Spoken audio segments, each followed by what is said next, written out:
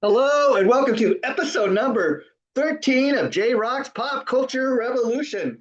Tonight we're going to be talking all about this, this classic TV special from 1969. Of course, I'm talking about Frosty the Snowman. Now let's get into it. Let's talk all about this. Frosty the Snowman is a holiday classic animated TV special um, that premiered on the CBS Network on December 7th, 1969.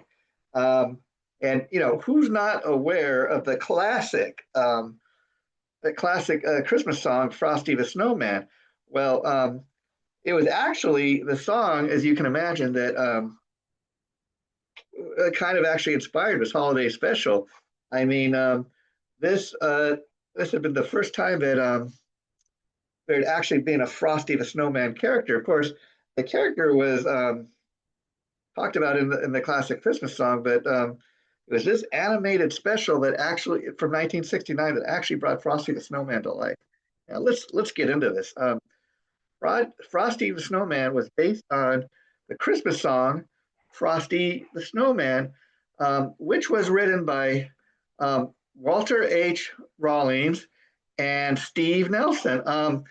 Walter H. Rawlings is the guy who wrote the lyrics, and then his partner, Steve Nelson, he wrote the music, and they created the song together. Now, just to give you a little more background information on who Walter Rawlings was, he was known for writing holiday songs such as, get this, Here Comes Peter Cottontail, of course, Frosty the Snowman, as we mentioned, Smokey the Bear. He also wrote songs for other artists such as Gene Autry, um, George Jones, and Jimmy Durante. Okay, now the studio behind Frosty the Snowman was Rankin Bass Productions, which was based out of New York. It was known for its seasonal TV special. Now, when talking about seasonal TV specials, they were known for making holiday classic, TV shows,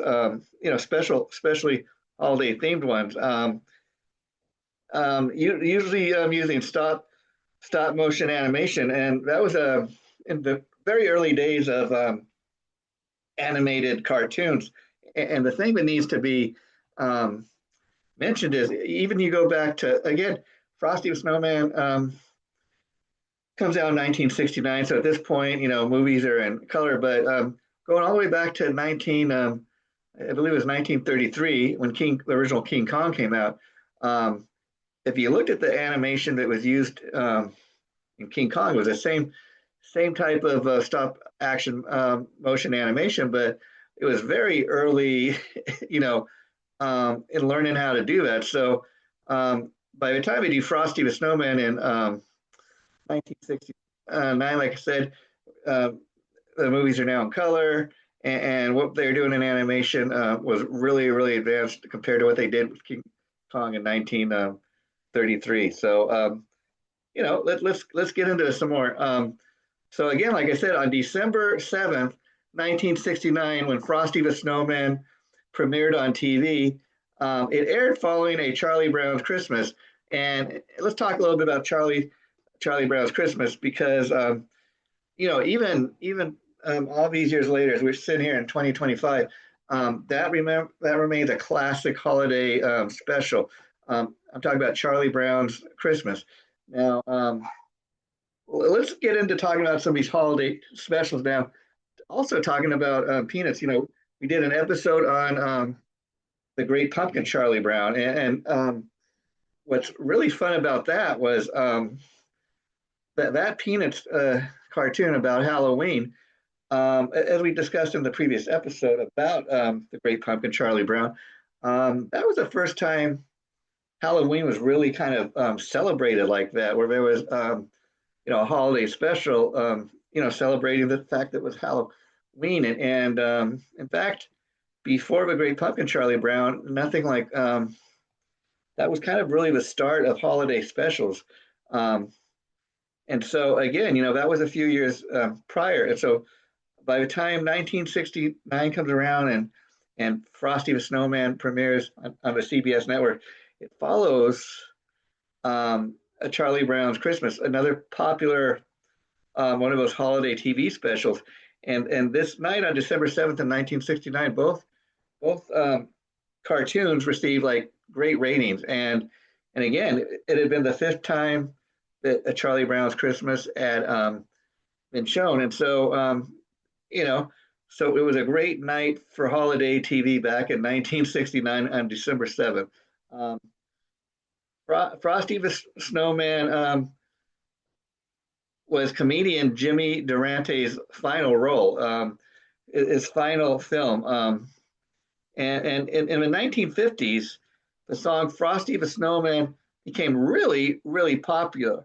Um, Inspired many different versions of the song by other artists. Now, I looked up to see just how many different people had covered the song, and it said it was a huge list. But just to give you some ideas, and you can look this stuff up on YouTube.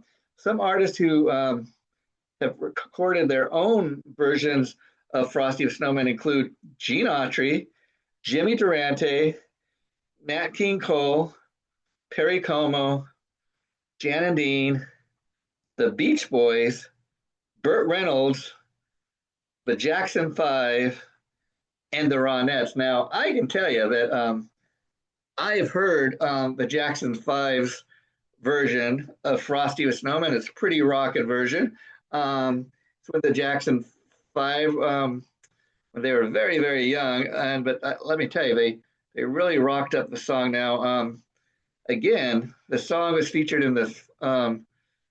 That's a different version, but again, the song dates all the way back to the 1950s, and so again, it takes it takes till 1969 for Frosty the Snowman to come to life. And now again, I got this, and I watched it. Now here's the thing.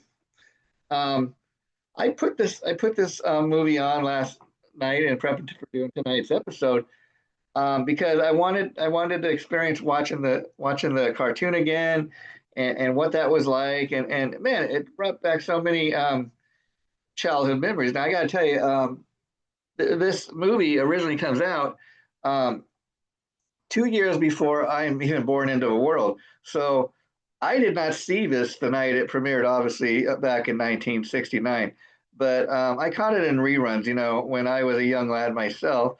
Um, and so it's been on TV every year pretty much ever since. Now, in the last couple of years, I mean, the rights to the movie have been sold, and it's now you can, like I showed you right here, you can get this on DVD. I'm not sure if you can get it on Blu-ray, but I was able to get this on DVD through Amazon.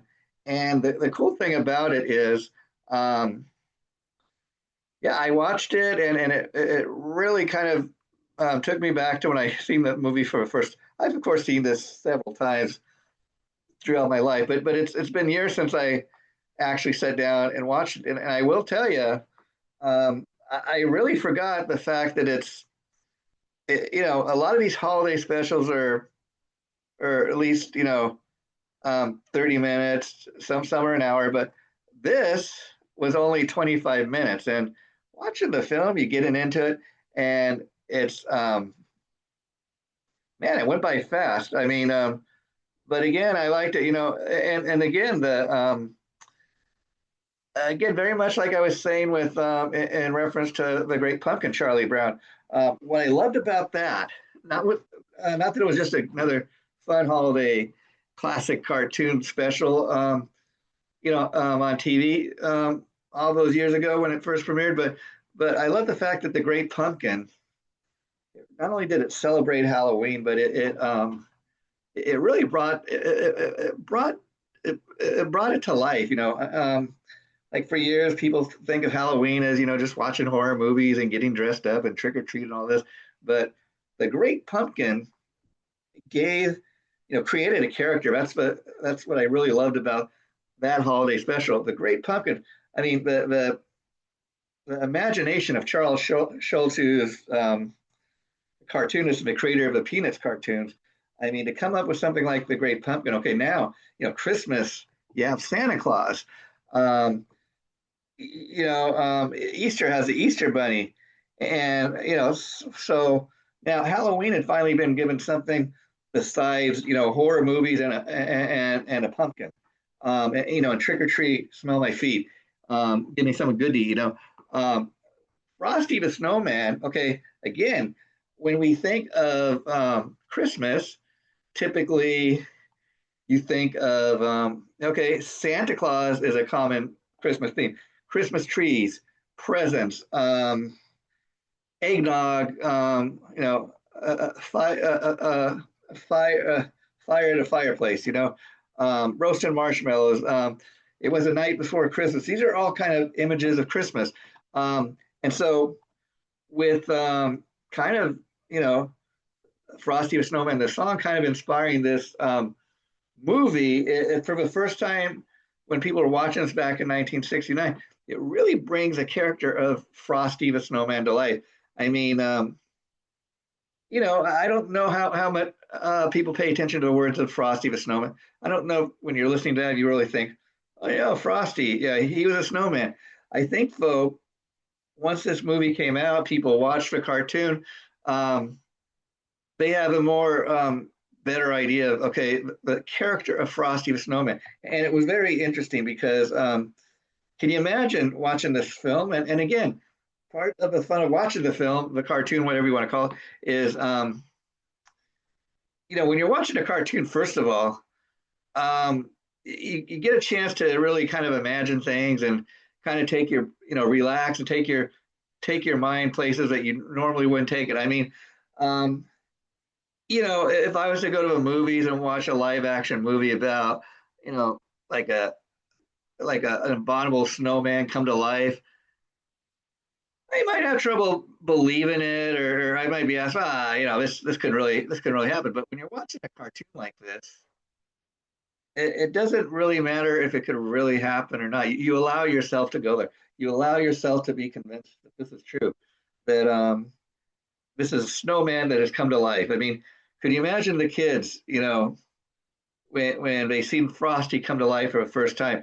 I mean, it was like a miracle. They could not believe it. And then all the things that they had to do to try to keep Frosty from melting. I mean, and that's another big aspect of the movie is, okay, how cool it was that Frosty came to life. But then, he's starting to kind of he's starting to get hot, and that the thermometer, his temperature is going up, and he's like, oh my god, I gotta get somewhere where it's cold. And so the kids hop Frosty on a train, and he's trying to find his way to the North Pole because he knows, hey, if they get to the North Pole where sand is, it's pretty cold up there. But the kids, want to tag along with Frosty, and then one of the little girls in the movie, she starts, because Frosty the Snowman, he needs to be in the cold, but the little girl where Frosty needs to get to the North Pole is the weather's a little too extremely cold for a little girl, and she starts to catch cold and get sick. So Frosty immediately thinks, well, I can't let her get sick. She's just a little girl. I gotta help her out, get to where it's warm.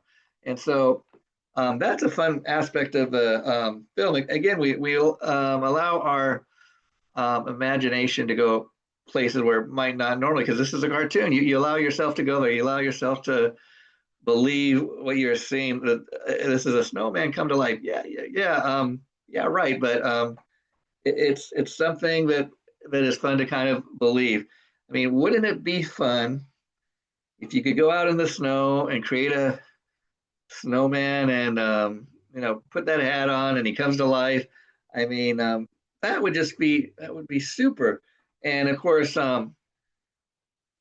this Frosty the Snowman movie from 1969 has become so beloved, become such a Christmas tradition, so popular that it has had it's had other sequels. Now, the original one here is Frosty the Snowman from 1969. I got this, but it also features um, the sequel, which was Frosty Returns.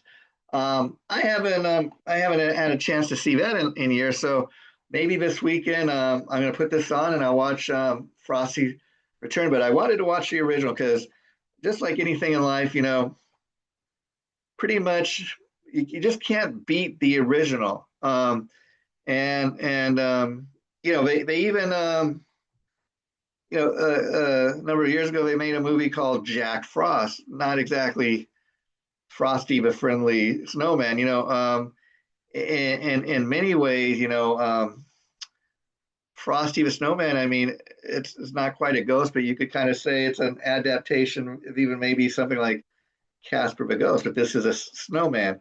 Um, Casper the Ghost, that's another animated character from pop culture history. Um, Frosty's not a ghost, but he's kind of white. Casper and Frosty kind of resemble each other. So I don't know, but again, there's never been kind of another character like Frosty the Snowman. I mean, I like to know how he got his name, Frosty. But in any event, to think they created an animated movie, um, to celebrate Christmas, um, based on that Frosty the Snowman song. Another another version of Frosty the Snowman that I got to urge you guys to go check out. I'm sure you can find it on YouTube. Is a couple of years back, Billy Idol of all people put out a great Christmas album, and he's got a great rockin' version. I don't think you can even imagine, but he put out a great rockin' version his version of Frosty the Snowman, and I tell you, just it's a fun song. And Frosty the Snowman, no matter what version you listen to, it's a great upbeat song. It's like Frosty the Snowman. Na, na, na, na, na, na. It's just kind of an upbeat song, and I guess the only complaint I had in watching the movie that I forgot, 25-minute cartoon, it goes by quite quickly, and before I knew it, the credits were rolling. But I tell you, I loved every 25. I loved the whole entire 25-minute film, and as soon as I knew as soon as it was over because the credits started rolling, like, oh man, that went by really really fast. And I think too, while there's been like other Frosty the Snowman movies, um, it kind of amazes me that they've never really kind of made a live action Frosty the Snowman. I don't know what would be involved with that. Now, another thing I was reading is again, the people who made this, they were known for doing holiday seasonal films like this and for using that stop action motion animation. And if you look at Frosty the Snowman, this is kind of, even though it's 1969, it's still kind of in the early days of animation. If you look at Frosty the Snowman, it's really quite simple. I mean, there's not too much to the character. I mean, doesn't have really fancy kind of features. It's just kind of simple. But you look and you're convinced, you believe it's a snowman. So again, I hope everybody has a Merry Christmas and a Happy New Year. Now, last time when we got together and we did this for episode 12, we talked about a Flintstones Christmas. Again, that's something that, as far as a Flintstones Christmas, you can get that on DVD too, obviously, like I talked about. That's not necessarily one of these Christmas specials that you see played on the networks, every single Christmas. But Frosty the Snowman, along with Rudolph the Red-Nosed Reindeer, these are some Christmas specials that have become traditions. And they are not too much shown even on network TV.